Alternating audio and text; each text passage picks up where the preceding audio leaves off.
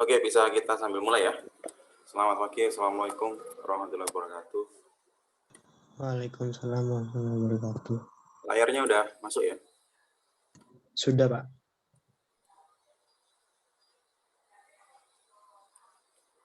Oke, kita akan lanjutkan hari ini ya, kita coba keamanan API ya. Jadi kita akan pakai token, JWT token ya. Kita coba amankan API kita menggunakan JWT token. Untuk teorinya nanti sambil jalan aja.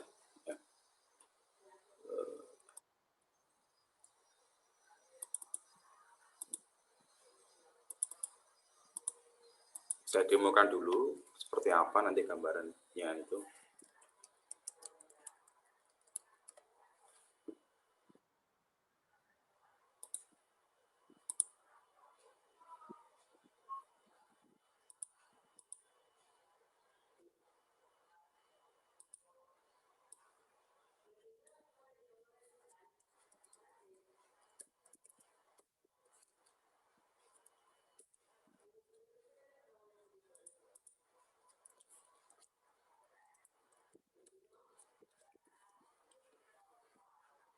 Nah, ini contoh ketika kita sudah lakukan ini ya, keamanan di API-nya. Sebenarnya jadi API kalau kita kan kemarin buat fungsi routing ya, jadi kita routingnya semua routing yang kita buat itu kita tulis di Node.js ya kan, pakai Express di sini kan, di kali ini.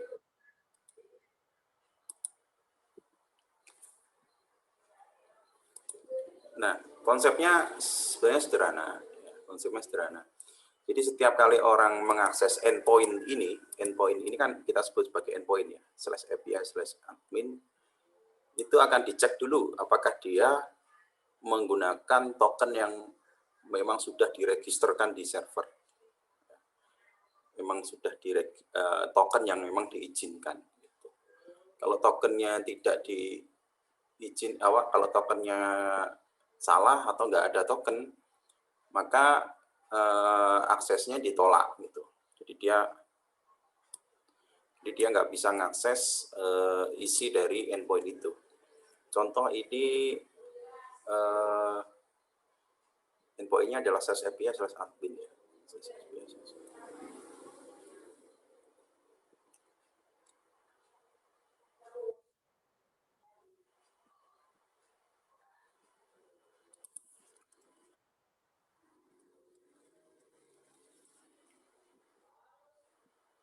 Nah, jadi kita hanya nambahkan satu blok kode ini. Nah, ini sebenarnya kita ini mau memanggil sebuah fungsi yang namanya ini isAuthenticated. Fungsi ini ya, jadi setiap kali user itu mengakses endpoint ini /admin, dia akan memanggil fungsi isAuthenticated ini. Nah, fungsi ini nanti kita letakkan di atas ya, dalam file yang sama ini ya. Tapi sebenarnya prakteknya ini nggak bagus. Yang bagus sebenarnya dipisah. Jadi kalau di Node.js ada istilah middleware gitu ya. Jadi dipisahkan dalam sebuah file gitu. Jadi fungsi-fungsi ngakses ke sana. Karena ini kita belajar dari awal ya. Jadi biar konsepnya itu biar paham lah, nggak langsung kalau langsung dipisah-pisah nanti nggak nyambung nanti ininya, logikanya, konsep kita. Jadi gitu. Jadi intinya gini, ketika ada orang akses URL ini, dia juga akan mengakses sebuah fungsi. Fungsi ini untuk mengecek apakah orang ini tadi yang mengakses ini, dia itu diizinkan apa enggak. Gitu. Nah, diizinkannya pakai apa? Pakai token. Jadi orang ketika dia mengakses ini, dia itu membawa token. Jadi ketika request alamat ini, dia juga membawa token. Nah, tokennya dibawa di mana? Kalau di ngomong HTTP ini ya, HTTP request, itu ada istilahnya header ya. Jadi header. HTTP header itu mana? Nah, ini contohnya.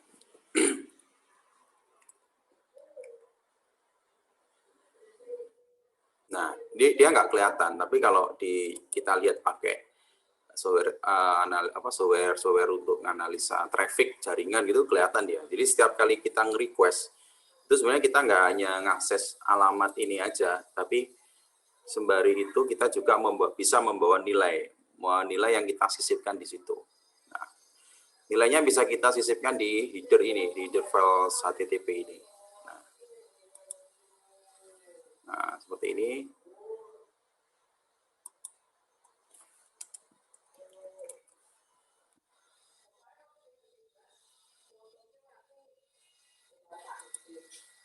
Nah, contoh seperti ini.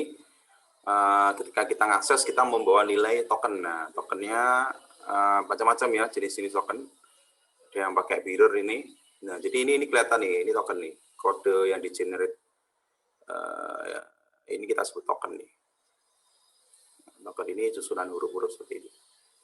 Nah, ini kita bawa gitu loh. Waktu kita nge-request ini kita bawa. Jadi selain kita ngakses alamat ini, kita juga membawa nilai token yang disimpan di header file. Ini apa? Di header request-nya. Gitu.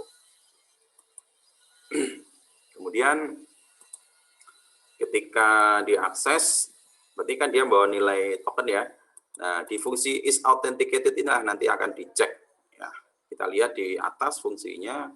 Nah, kita tulis di sini fungsinya is authenticated ya. Nah, di situ akan diambil nilainya. Caranya ngambil dengan cara ini ya. Jadi request header, jadi kita ngambil nilai header ini tadi. Ya. Ini tadi diambil sama kita ambil yang diambil yang bagian ini ya, yang bagian tokennya ini. Nah, panjang ini. Kita ambil, kemudian diapakan ya? Ini udah diambil, masukkan ke variabel ini. Kita buat fungsi jika true atau jika ada nilainya di verify. Nah, di sinilah butuhnya kita dengan JWT. Jadi JWT itu tidak hanya untuk Node.js atau JavaScript ya, tapi semua bahasa pemrograman dia support. Ya.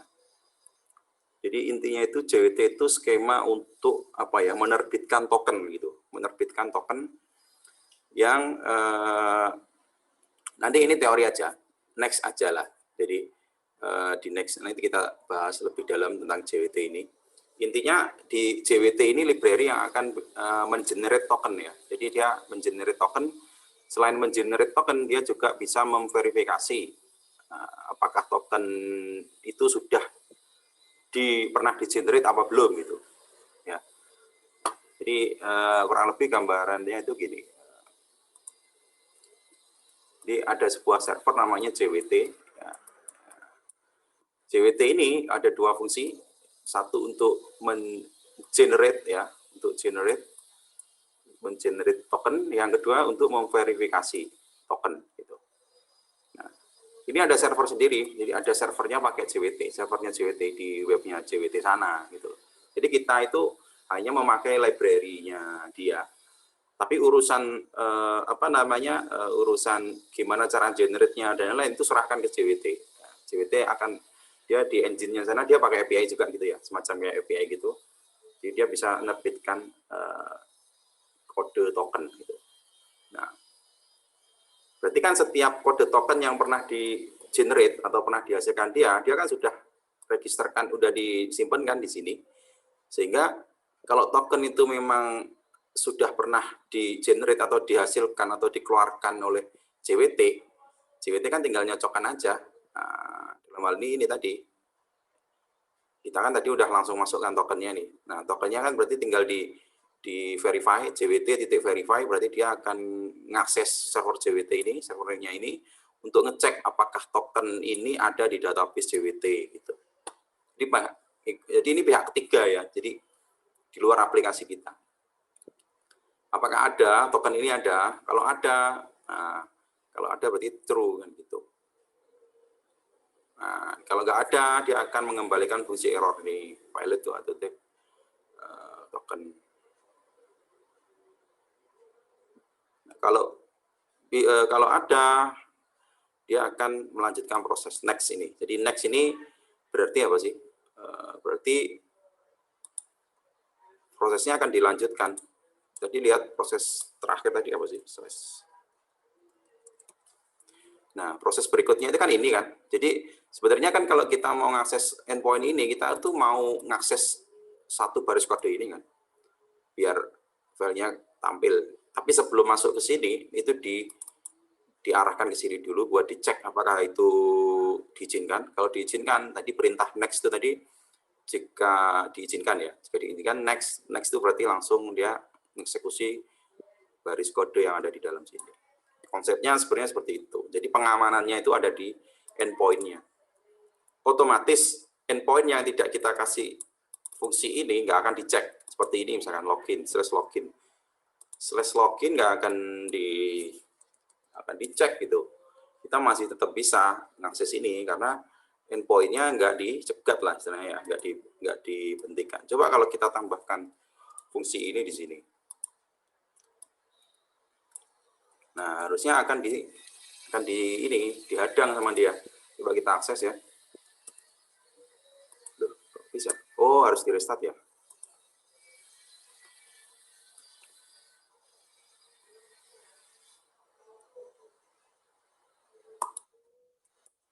Nah, dia akan ditolak kan gitu. Dia akan ditolak. Oke. Kenapa ditolak? Karena gini, ini bukan masalah salah token atau gimana. Jadi kalau kita ngakses di browser seperti ini langsung ini kita enter. Ini kita nggak bawa token ini, jadi kita kayak tokennya itu dikosongi. Kenapa? Karena ada cara untuk menyisipkan token waktu kita request gini. Ya. Kalau kita request langsung dengan cara seperti ini, diakses langsung enter gini, ini kayak kita ngakses biasa tanpa membawa nilai token ini. Jadi ininya kosong, nilainya kosong. Otomatis karena kosong kan nggak ditemukan toh di servernya JWT, makanya ditolak. Gitu.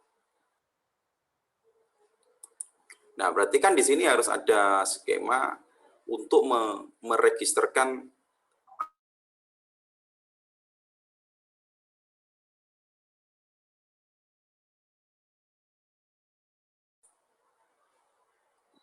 cek. Oke.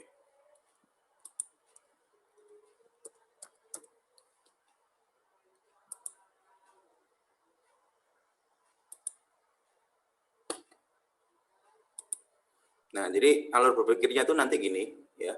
Jadi kita buat autentikasi user ya, sama seperti kayak umumnya web. User itu nanti harus register dulu ya. Register ke server kita ya. Sama si server kita kan nanti disimpan ya datanya, username, password. Nah, username sama password. Nah, udah kayak gitu dok kan untuk database user. Nah, yang menjadi masalah token itu bukan diterbitkan hanya sekali. Maksudnya gini, kalau kita daftar Facebook ya kita daftar hanya sekali kan, akun kita akan disimpan di situ username, password. Passwordnya kalau nggak kita ubah ya nggak akan ganti. Tapi kalau token ini, skema JWT ini, tokenisasi ini, token itu harus berubah setiap kali user itu login gitu. Ya. Kalau dia logout, tokennya tadi di-destroy atau dihapus. Intinya token ini harus di-generate setiap kali user itu login. Ya. Karena kan kita menggunakan ini kan halaman /admin itu tadi kan pengennya diakses setelah user itu login, ya enggak? Kalau ini halaman login ini harusnya nggak dikasih proteksi, ya kan? Yang halaman tadi itu yang perlu diproteksi. Nah, pengennya kan harus login dulu. Nah, berarti dia harus login dulu. Berarti si user itu nanti dia akan login biasa. Kalau login konsepnya gimana sih? Kita kan hanya kayak query ya ke database ini, apakah user ini ada? Oh ada, misalkan. Apakah ada? Kalau ada, oke, boleh masuk. Nah, tapi belum berhenti sampai situ. Kalau di web kan setelah oke ya, kemudian kita kasih session ya. Kalau di PHP kan kita mengenal session itu. Nah, kalau API itu tidak menggunakan session atau istilahnya stateless. Ya. bukan stateful. Kalau pakai session itu namanya stateful. Kondisinya ya stateful gitu. Kalau API itu stateless, jadi nggak bisa diregisterkan session. Ya.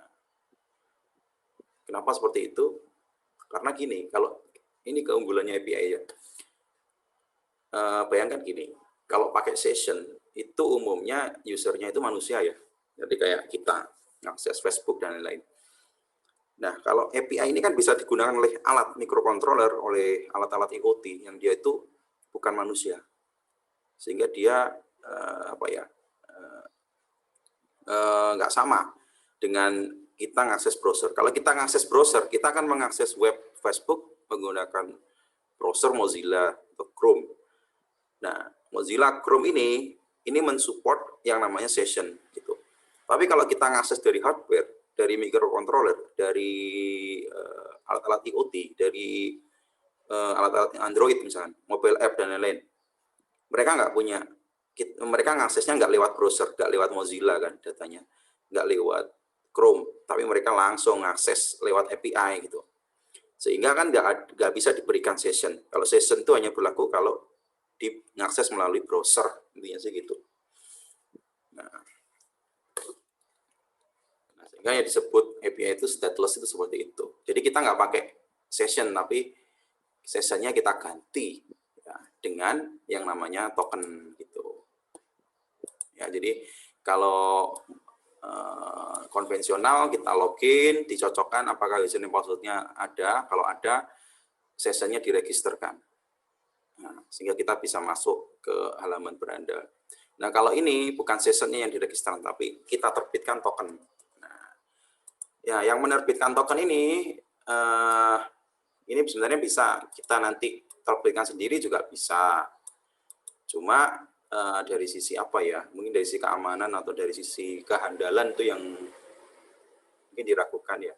Atau sebenarnya bisa sih kalau pakai OAuth dan lain-lain itu bisa sebenarnya kita membuat sendiri. Tapi terpisah dengan aplikasi ini terpisah, jadi harus ada di server sendiri di sini. Khusus untuk menangani token ini, untuk penerbitan token ini.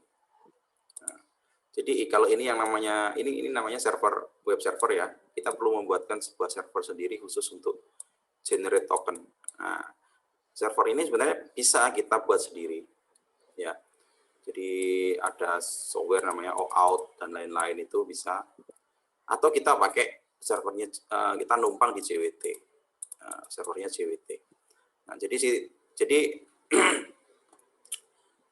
kita menumpang ke sini untuk mengenerate token. Nah, logikanya ini tadi, setelah ini ketemu username passwordnya cocok, dia akan request ke sini, tolong terbitkan token buat user ini.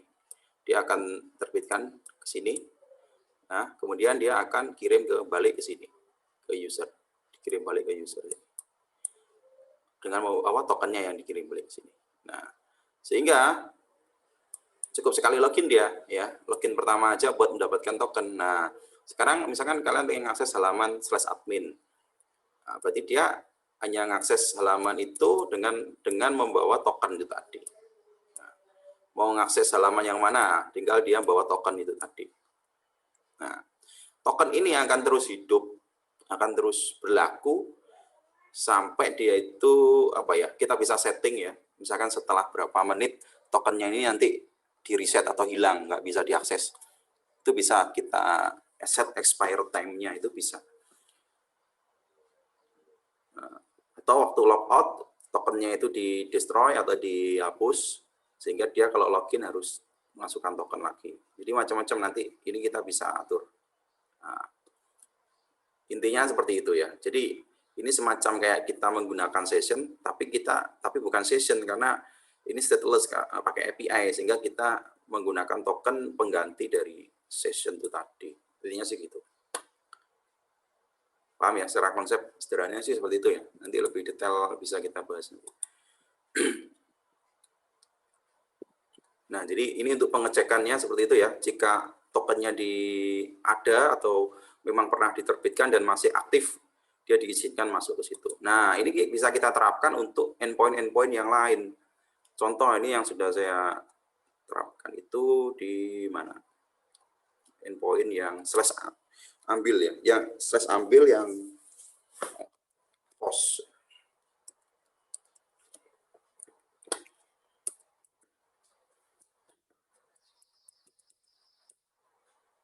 Nah ini saya buatkan baru sih, saya buatkan endpoint baru buat ngetes nih, buat ngetes. Bentar ya. Jadi ini coba, ini slash ambil ini kalau kita akses langsung pakai browser bisa nggak? Kalau get itu diakses langsung pakai browser pasti bisa harusnya. Tapi kalau post request pakai post itu nggak bisa karena kita harus menyisipkan nilai. Nah, gitu.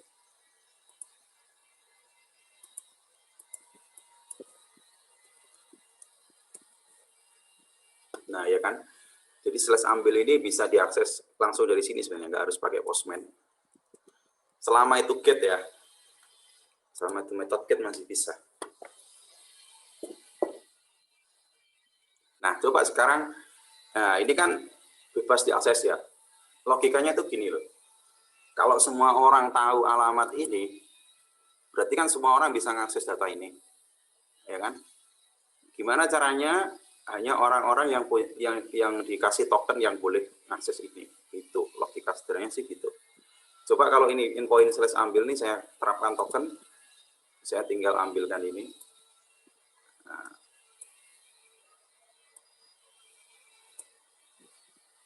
waduh.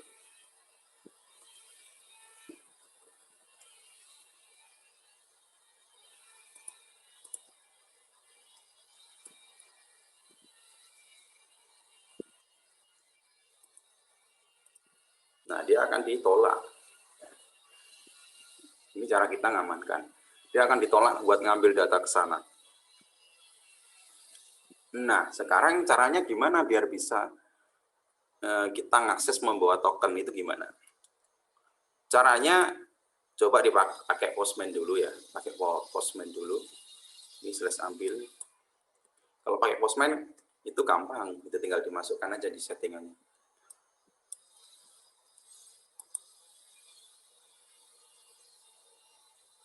Oh ini langsung dikasih nih, berarti ini udah ada tokennya ini, iya kan? Nah, saya nonaktifkan dulu tokennya, parameter feedernya. Nah ini kondisi dia nge-request ke sini persis kayak browser ini sekarang kita ngakses ini tanpa membawa nilai token gitu. Nah, kalau di postman cara nyobanya gini, kita tinggal masuk ke header. Nah header ini kan ada banyak kan, sama kayak ini tadi. Nah headernya kan ini sebenarnya. Nah, di postman sudah dikasih fasilitas itu. Nah, kita tambahkan satu parameter untuk nyisipkan token ya, pakai out token ini. Out token nilainya dimasukkan di sini. Nah ini dapat dari mana? Ya dapat setelah kita login itu tadi. Nanti saya jelaskan itu. Intinya kita kondisi sekarang nyoba ini sudah dapat token. Nah kalau udah dapat token gini, tokennya masih aktif, belum expire, kalau dia ngakses pasti dikasih. Nah, datanya diizinkan. Gitu ya. Jadi dari sisi pengecekan udah jelas ya, cara ngeceknya gitu. Otomatis kalau ini saya buat gini tanpa authentication, ini mau kasih token mau enggak ada bedanya, karena nggak ada verifikasi. Nah sekarang gimana caranya nerbitkan token? Jadi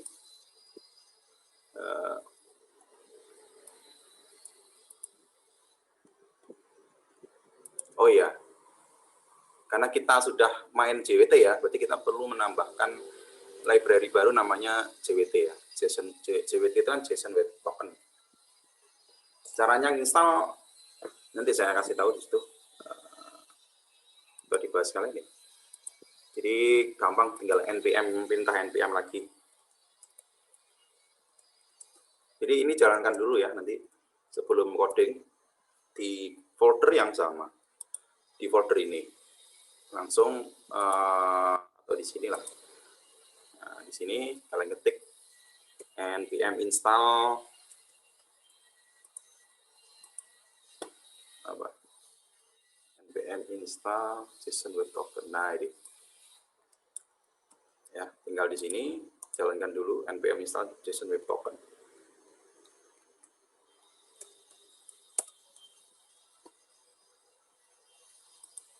Oke. Nah, saya udah download, harusnya sih masuk. Nah, kemudian JWT-nya udah di include ya.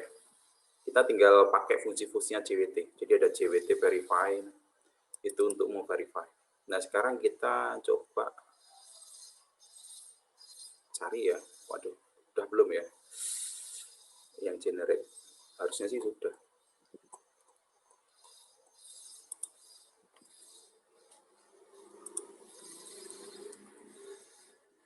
Nah, ini nih. Saya sudah bikin fungsi baru namanya untuk mengautentikasi. Ini beda dengan yang login ya. Kalau login itu hanya mengarahkan ke halaman login di HTML.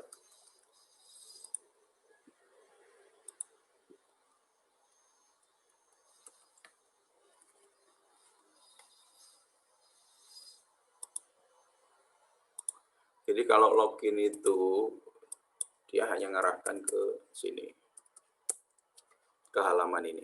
Oke. Nah, nanti kan kalian masukkan user password ya. Masukkan username password.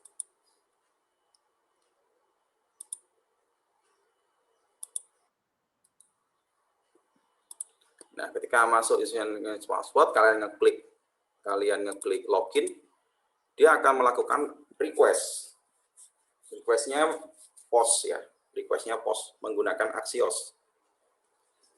Ya, dengan menggunakan Axios. Requestnya dia masuk ke sini, diarahkan ke sini, ke login_out. Nah, ini dilihat ya, ini biasa nih. Ini perintah apa sih? MongoDB buat ngecek menemukan apa kayak select bintang itu. Select bintang dengan dua parameter. Jadi kalau saya boleh tuliskan kayak SQL itu gini. Parameter gini, select bintang from nama tabel, where user name-nya apa gitu. N. Nah, N passwordnya apa? Passwordnya apa? Nah, otomatis kalau emang username dan passwordnya ketemu di database ketemu kan berarti dia memang ada ya, data user itu memang ada, berarti dia boleh diizinkan masuk untuk lanjut. Nah, untuk apa berikutnya? Berarti berikutnya diterbitkan token untuk dia.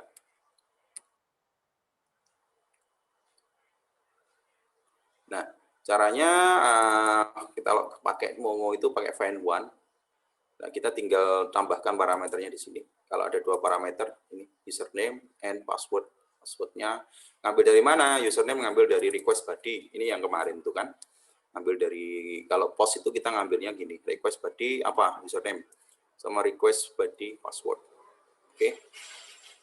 Jika tidak ketemu, usernya ini nggak ada di database, maka kembalikan status ini. Kembalikan dalam bentuk, respon dalam bentuk JSON. Tulisan gagal login. Nah, jika benar berarti ya, else-nya, kita ambil else-nya.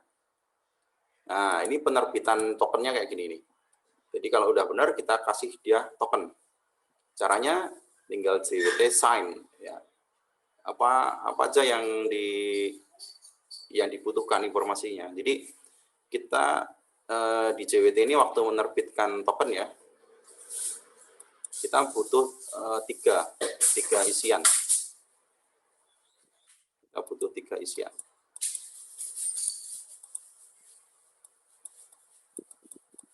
Jadi itu kan generate kode JWT kan nanti akan jadi susunan huruf-huruf banyak gitu ya, berapa karakter gitu. Nah, berapa karakter ini sebenarnya hasil dari kita menghash ya, kayak kalian tahu MD5, SHA, itu kan sebenarnya kalau kita punya password misalkan JWT, kalau kita generate pakai MD5 dia akan berubah menjadi karakter hashing ya, sebanyak berapa bit gitu. Konsepnya sama seperti itu, jadi di hash, jadi akan di hashing. Nah, yang di hash apa? Terserah kita, ya kita bisa menentukan sendiri. Ya. Misalkan kalau di web kita biasanya yang di hash itu passwordnya, ya. Passwordnya misalkan JWT, di enkripsi atau di hashing pakai MD5 jadinya apa? Sama kayak gitu. Ketika kita mau menerbitkan ketika kita mau menerbitkan token, kita bisa masukkan informasi. Nah, ini di bagian pertama sini ya. Nah, informasinya apa? Terserah apakah username atau password apa, tapi kalau di sini tidak disarankan password ya. Jadi yang di hashing jangan passwordnya gitu. Bahaya. Kenapa? Karena JWT ini setelah jadi token itu bisa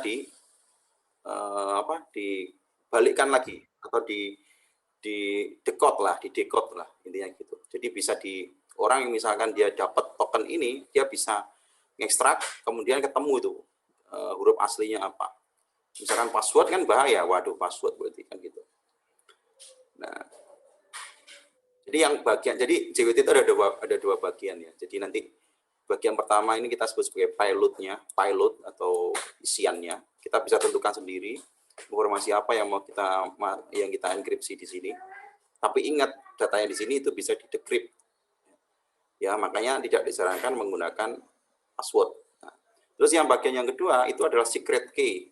Nah, secret key inilah yang membuat aman gitu. Jadi kayak kita kasih kuncinya yang tahu hanya kita. Kalau orang mendecrypt ini ya, paling dia hanya dapat info yang di sini.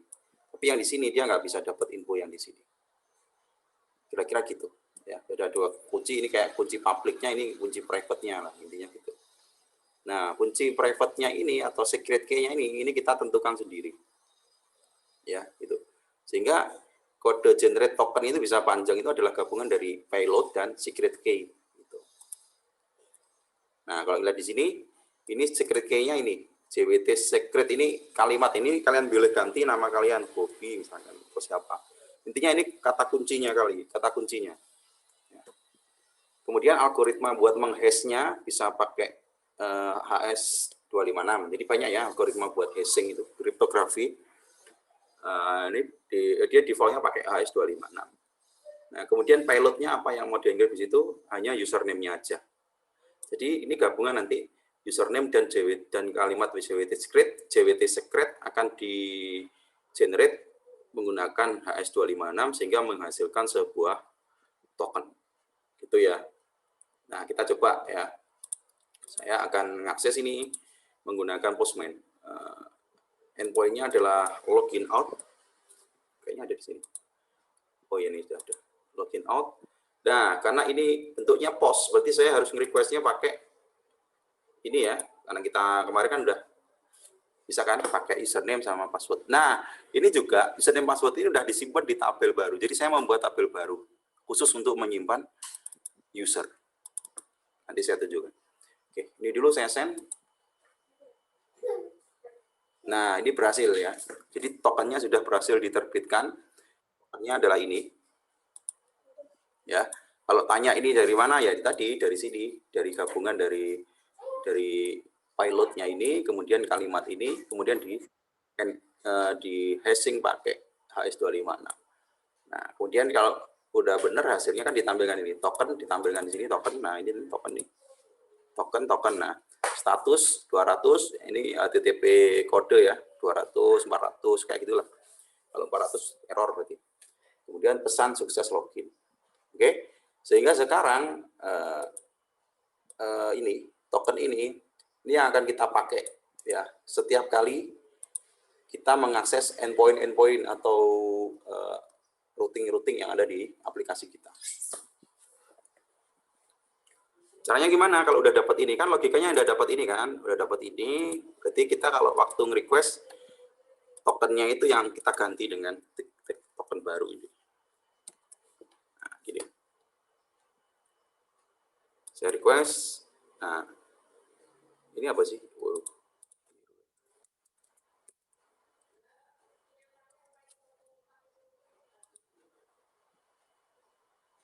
Nah, ini datanya udah oke. Coba sekarang kalau tokennya ini saya buat salah. Saya buat salah ya. Saya tambah karakter apalah.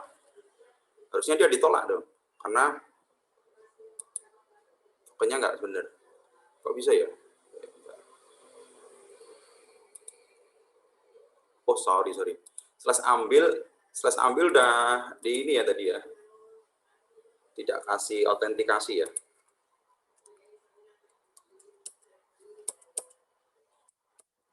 Nah, ini kan autentikasinya belum saya hilangkan tadi.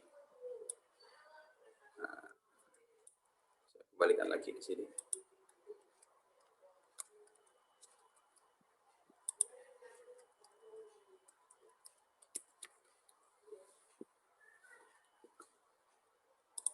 Oke, saya ambil ya dari sini.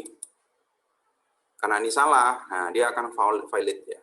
Valid authentication token. Jadi gitu ya. Jadi ini prosedur buat memverify sama prosedur buat menerbitkan token. Sampai hari ini sampai situ aja dulu. Jadi bisa menerbitkan, bisa memverify. Terus database-nya ada tambahan. Iya, ada satu tambahan database buat nyimpen username-nya. Saya bikin baru collection-nya namanya out. Collection-nya namanya out. Kalian nanti juga bikin ya. Di sendiri situ. Ya modelnya ada 3.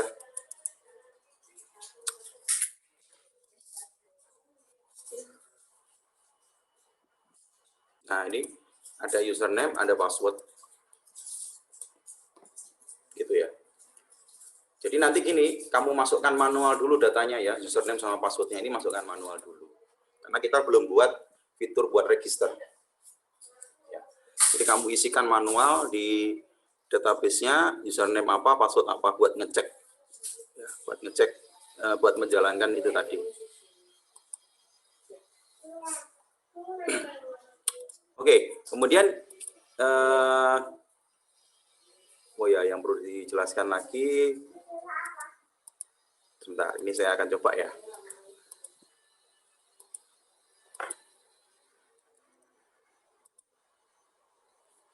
Nah, di tokennya salah nih. Nah,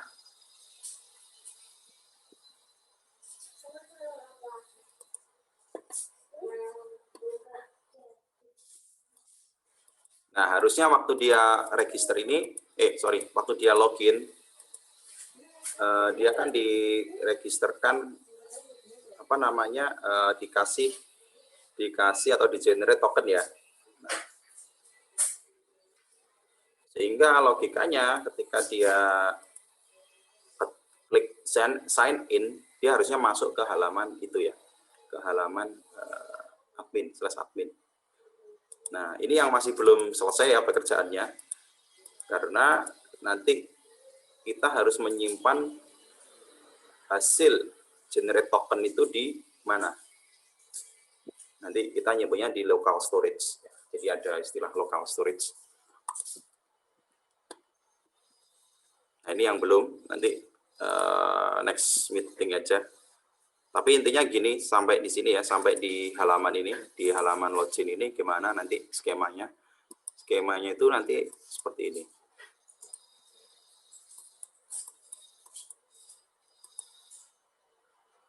Jadi ketika login, kita ngisi username tuh sama password, terus ada tombol login. Nah, ketika login ini kita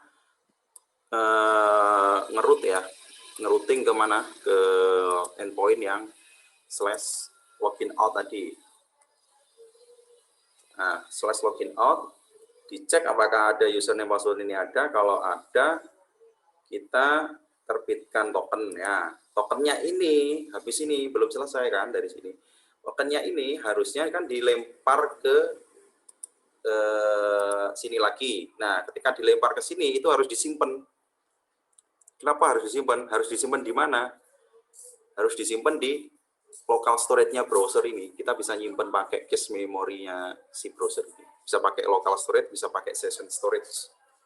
Nah, itu bisa diakses menggunakan JavaScript. Nah, itu nanti. Nah, nanti tujuannya kan gini. itu kan ketika kita habis login, kita di generate token, kita kan diarahkan, di redirect ke halaman ini.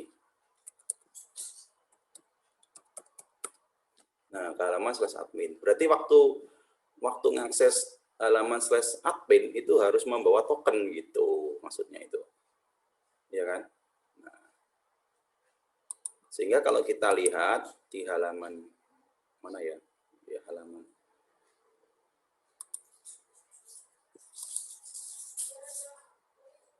index login.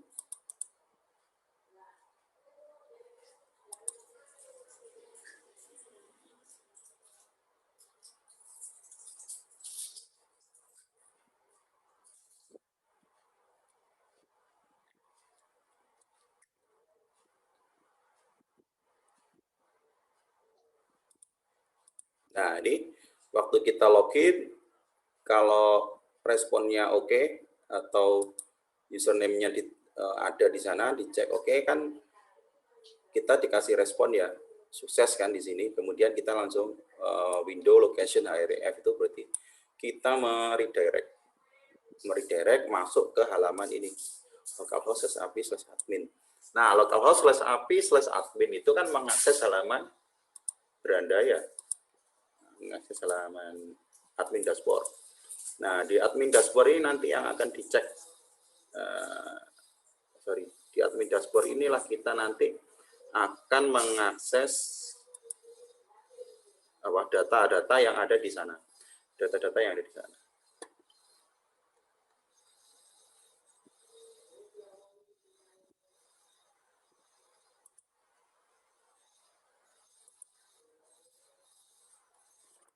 Nah, ini berarti admin/admin ini halamannya yang jangan di ini ya.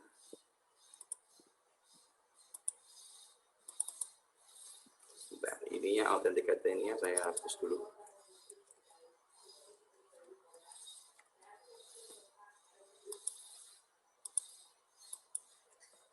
Biar bisa diakses. Ini kayak ribet ya, tapi sebenarnya sederhana sih. Makanya nanti kita pahami belak-balik.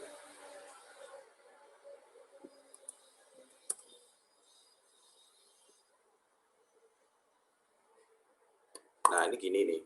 Nah, kalau ini akses ininya ya yang saya proteksi. Akses ke endpoint yang ini. Harusnya kan datanya muncul nih. Ini kan ngambil dari /block. Dari / ambil.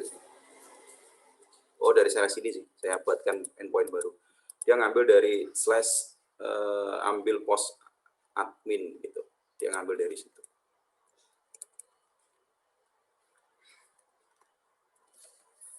Nah, ambil post admin ini di authentication, di authenticate. Nah, sekarang kita lihat gimana caranya kita bisa mengakses post admin ini menggunakan token. Menggunakan token. Kita ambil di sini, kita lihat di fungsinya. Nah, di fungsi update. Karena kan kita punya set interval kemarin ya, data itu diambil, dilihat setiap berapa detik. Ini saya set 5 detik. Nah, lihat nih, waktu nge-get-nya, mengambil datanya, itu ada tambahan headers. Ya, ini kuncinya di sini. Jadi ada tambahan headers. Headersnya apa? Out token. Out token sama dengan ini kan, out token. Nah, ini juga out token. Nah, tokennya kita paste di sini. Ini kan di paste manual ya. Nanti implementasinya ya nggak seperti ini kan, token itu setiap kali login kan berubah. Nah, cuma kita kan masih mau coba memahami kan gitu. Jadi tokennya ini diambilkan dari sini, dari hasil ini tadi. Nah, kita kan dapat token nih. Waktu login tadi kita dapat token. Ini kita paste ke sini. Oke, kita paste ke sini.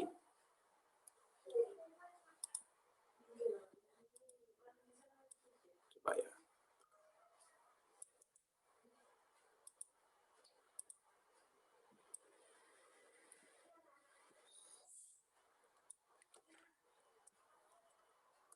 Aktif lagi. Nah, harusnya kalau kita ngakses di sini harusnya kita Nah, datanya diizinkan kan? Diizinkan untuk tampil. Kenapa kok ini diizinkan tampil? Karena tokennya benar. Coba kalau tokennya kita buat salah.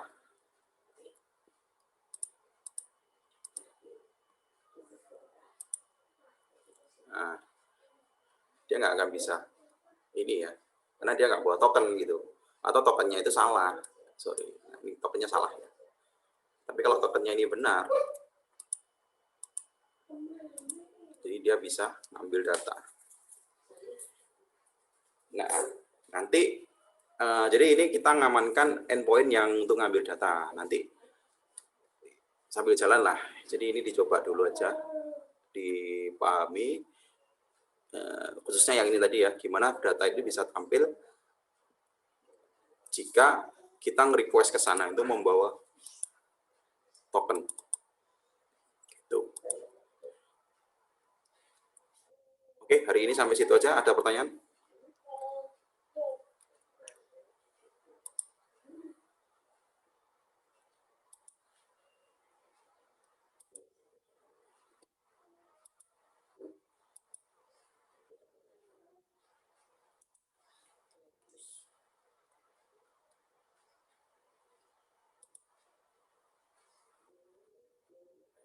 Biasa ya saya kasih, kemudian coba kalian coba dulu dipahami, kalau bisa diimplementasikan di projectnya. Nanti perlahan-lahan nanti dari logiknya nanti kita benerin, kemudian nanti juga ada skema buat ini apa logoutnya, skema untuk logoutnya.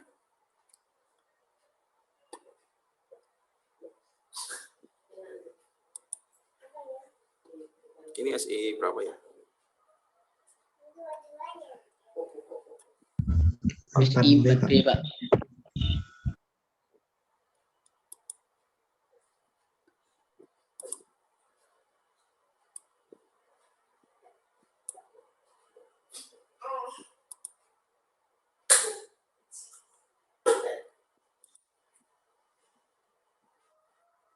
Apa nanti dipahami sambil jalan ya. Masih banyak waktu nanti. Dicoba dulu semampunya dulu.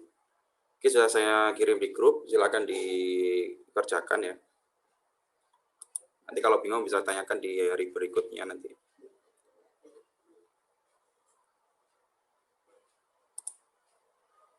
Oke, dari saya mungkin hari ini cukup ya.